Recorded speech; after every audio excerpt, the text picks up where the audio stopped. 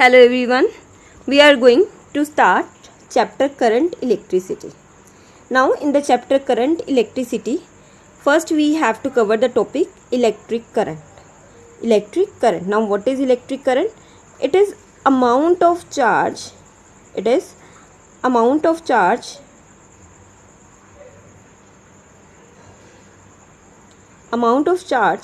flowing through a particular area of cross section per unit time. That is called current. Electric current. That is called electric current. Or how we can describe it? Suppose we have a conductor. Say this is a conductor. Now this area from which charge is flowing out or flowing in. This area from where charge is flowing in or out give us the area of cross section. So total charge coming out of a given area per unit time, that gives the electric current. That gives what? Electric current. So we can say electric current is what? It is the amount of charge flowing through a particular area of cross section per unit time. How much charge is flowing per unit time, that is called electric current. Now the unit of electric current is SI unit is ampere or coulomb per second, or other main unit is ampere. So ampere is the unit of electric current.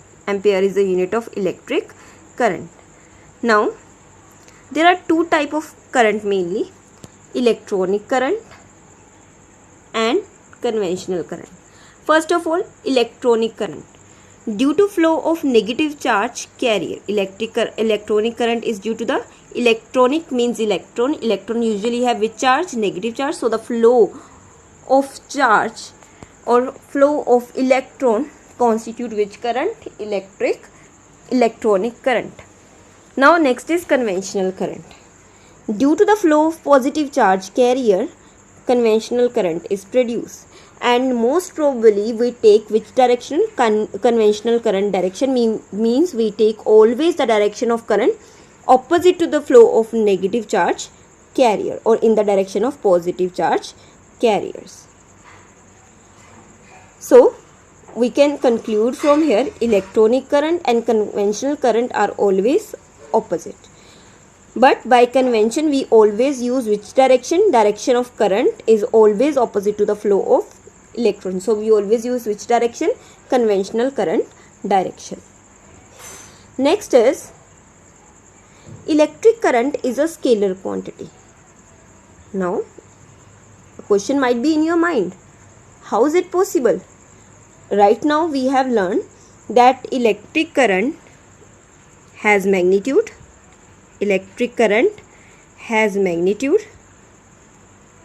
As well as it also has direction. Magnitude plus direction. But even though it's a scalar quantity, how is that possible? As we know, for a quantity to be a vector, it must follow some points like it has magnitude, direction. The main thing, it must follow Vector's law of addition. But in case of electric current, during the addition of various current, we use which law? Algebraic law of addition. So that's why instead of following vector law of addition, it follow algebraic law of addition. So it's which quantity? It's a scalar quantity. Suppose this is a charge moving toward OA. Let this charge constitute the current I1, that is 3 ampere. There is another current in another branch. It's like this, BO. It's constituting the current I2, that is 5 ampere. Now the result of this is nothing but it will follow which rule? It will follow algebraic, so it is just sum of I1 plus I2. That is what? 8 ampere. That is simply 8 ampere. Means we are not going to add it according to the component, we just add it simply. 3 plus 5, that is 8 ampere. So this is which law? This is algebraic law of addition. This result is according algebraic law of addition. So that's why current is which quantity? Current is a scalar quantity. Current is a scalar quantity. Now next topic is drift velocity. Drift velocity. Now what's the meaning of this drift velocity is actually? Suppose we have a conductor.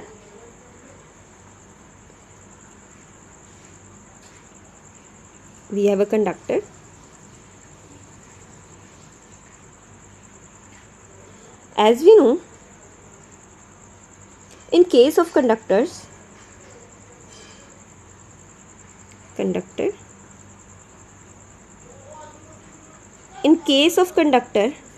current is due to free electrons. So these free electrons at room temperature mainly have a random motion like this. They have a random motion, means they are not moving in a particular direction, but they are moving here and there with their thermal velocity. By which velocities? Their thermal velocities. And follows which motion? They have random motion, due to which, say, first electron has velocity u1, second has velocity u2, third has velocity u3, so on, nth has velocity un. So if we find the average of this velocity, this will give a result of u average is equals to, or v average is equals to u1 plus u2 plus so on un, that is simply equals to 0. This by average, this is almost equals to 0. So we can say that in absence of an external electric field, the electron charges or electrons move randomly in all direction. As a result, they constitute very less or insignificant amount of current in the circuit, giving average velocity is equals to 0. But what is the case? Suppose if the conductor is suspended to, if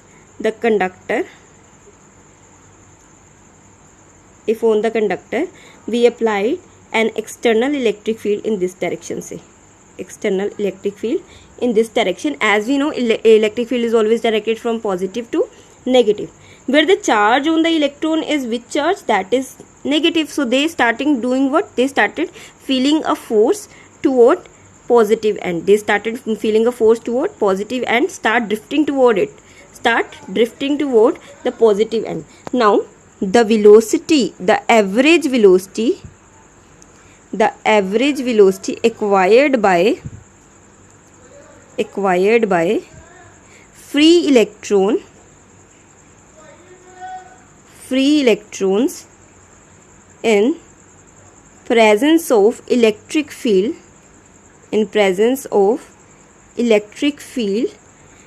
will result in drift velocity. So drift velocity is always a result of electric field. They started moving in this direction. So now velocity of first, second and third one is v1 is the velocity of first, of second is v2, of nth is vn. So by using the relation v is equals to u plus at, by using this relation we get v1 equals to u1 plus a. Now due to the electric field, acceleration for all electron is same. So for the tau 1 is the time for first. v2 is equals to u2 plus a tau 2. So on, vn equals to un plus a tau n. Now if we take the mean of this all value, like v drift is the mean of all v1 plus v2 plus so on vn upon n. Now by substituting the value of V and all, U1 plus U2 plus so on Un whole divided by N plus A time tau 1 plus tau 2 so on tau N whole divided by N. From where we get this result? By substituting this value we get U1 plus A tau 1 plus U2 plus A tau 2 so on Un plus A tau N. So by U1 U2 upon whole N, by separating U1 U2 and whole, taking A common from the rest thing, this is what? 0. As we know, this is 0. And let this tau 1 plus tau 2, tau 1 plus tau 2 plus so on tau N by N is equals to tau. Let it be tau. So we get a result what? We get V drift is equals to A time tau. Now we know force is equals to mass into acceleration, and force is also is equals to charge into electric field. As this both equation are equal, so acceleration is equals to E upon m. And as we have seen that if electric field is acting in this direction but acceleration is acting in opposite, because particles are acting in opposite direction, so we get what? An negative sign between them. We get a negative sign between them. So by substituting the value we get Vd is equals to minus E tau upon m. So this is the value of drift velocity in term of mass, electric field E, and this tau is, now let me define this tau. This tau is nothing but this is called relaxation time. This is called relaxation time. Now what is the meaning of relaxation time? Suppose the electron undergo collision with each other. This is electron 1, this is electron 2. While moving toward getting different toward this direction, they actually collide with each other and also with the atoms and ions, other ions. Now if they are colliding with each other, suppose first collision take place, then first this electron collide with this one, then it collide with the other one. So two collision has taken place. The time, average time between these two collision is called relaxation time. So relaxation time is average time between two subsequent collisions. So this is called relaxation time. Thus drift velocity, we know that in absence of field, electrons have random thermal velocity, that is U1, U2, U3 so on, and that random velocity is always equals to, mean of that is always equals to 0. But if we apply electric field, then they will experience an acceleration, and that acceleration is nothing but equals to this value. And in the presence of this field, they will cover or they will acquire velocity V1, V2, so on Vn, and average of all this velocity give us what? Drift velocity. Average of this give us drift velocity, and by solving this all as we had done earlier, we get a relation for the drift velocity, that is this one. And as we know, electric field is what? Potential by length. Potential by length. So we get what? Vd is equals to minus E V upon L m in tau. So this is in term of potential. This is in term of potential. Next is cause of instantaneous current. As drift of electron is very less, but number of electron meter per meter cube is very large, means the velocity that electron acquired due to the electric field, that is called drift velocity, is very less, but number is always large. So the potential difference is applied and electric field is set up through the circuit. So as we applied the potential difference across the conductor, like this is a conductor, if we apply positive and to this, negative to this through a battery, so this potential difference will set up what? Electric field. This will set up what? Electric field. So it will set up a electric field, and In the circuit, almost with the speed of light, electron in every part of the circuit began to drift under the influence of this field, and current flow in the circuit. That current is called instantaneous current, means a current within no second, means within very less time the current is achieved. That is called instantaneous current. Now next we have to derive a relation between current, electric current and drift velocity. Relation between electric current and drift velocity. Now again, suppose we take a conductor.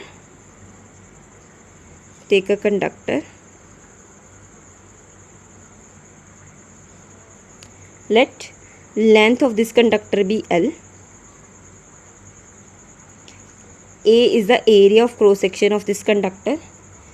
This is the applied electric field. A is the applied electric field. Now current is equals to what? It is the total charge by total time taken. Total charge by total time taken.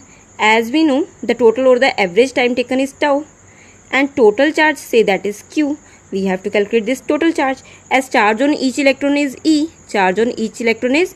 But we have to find total charge. For the total charge, formula is thus total charge is equals to total number of electrons into charge on each electron. Where how we can find this total number of electron? To find total number of electron, as we know, N stand for number density of electron, or free electrons. Now what is the meaning of number density? Number density here stands for number of electrons. Number density means number of electron per unit volume. Let total number of electron be N upon volume. That is called number density, where volume is equals to what? Area into length. Where volume is equals to what? That is equals to area into length. So we can say where total, this capital N stand for, capital N means total number of electrons. So to get this total number of electron N, we just do what? N into volume, where volume is area into length. Therefore total charge is equals to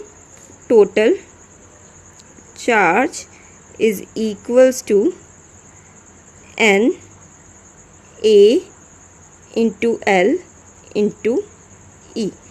And as we know, time is equals to what? Distance upon velocity.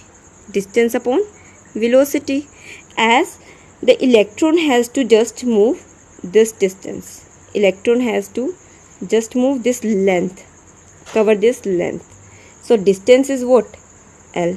And with what velocity they are covering? Vd. So time is tau, that is equals to this. By substituting the value of this both in current, I is equals to what? Total charge, that is NA. I is equals to NEAL,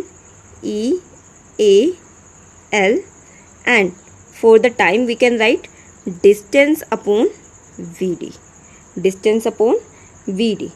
Now this L get cancelled with L get cancelled with this L, as this Vd means D subscript of it. So please take care of this thing. This is NEA into Vd. So this is the relation between current and drift velocity. So we can say I is equals to NEA Vd. So this gives the relation between current and drift velocity. This is the relation between current and drift velocity. Now next is mobility. So the relation we get between current and drift velocity is this.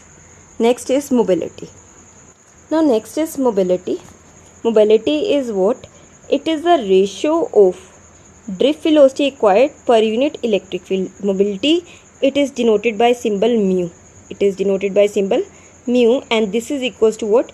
Drift velocity upon electric field. Drift velocity upon electric field. So its unit is going to be what? Meter square per volt per second. Meter square per volt per second. Now substituting the value of Vd here. What's the value of Vd? As we know, mu is equals to Vd upon E, and this Vd is nothing but this Vd is equals to E tau upon m. E tau upon m. So by substituting the value, we get mu is equals to E tau upon m into this E. So this E get cancelled with this E. E get cancelled with this E. Sorry. So we get E tau upon m. E tau upon m. So this is the value of mobility. Now in case of semiconductors, we have three type of material. One is conductor, second is semiconductor, third is insulator. Semiconductor and third one is insulator. Conductor has very high conductivity, insulator has very poor conductivity, but semiconductor has in between conductivity. And in semiconductor, conductivity is due to electrons and holes. We will discuss about this electrons and hole in chapter semiconductor in detail, but for now you must have to know just electrons and holes. These are the charge carriers in semiconductor. So if we have electron and hole as a charge carrier, so the mobility of electron is given by E tau by me, mass of electron. For hole, it is charge on hole is same as that of electron, E tau by mh means mass of hole. Now for the current, instead of mu we can also write mu E. So this is current in term of mobility. Current in terms of mobility. So next is Ohm's law. As you already have studied Ohm's law in class 10, so Ohm's law states what? It states that potential difference across the end of a conductor is directly proportional to current passing through it, provided physical conditions such as temperature and pressure remain same. So V is directly proportional to what? I, and R is a proportionality constant. R is a proportionality constant, and the unit of this R is ohm. And the factor on which R actually depend, it's depend upon length and inversely proportional to area. So when we combine these two, we get R is directly proportional to L but upon area. And rho is what? Rho is constant of proportionality, where rho is called resistivity, or other name of rho is specific resistance. Other name of rho is specific resistance. So this is called constant of proportionality. So next we will discuss in other videos.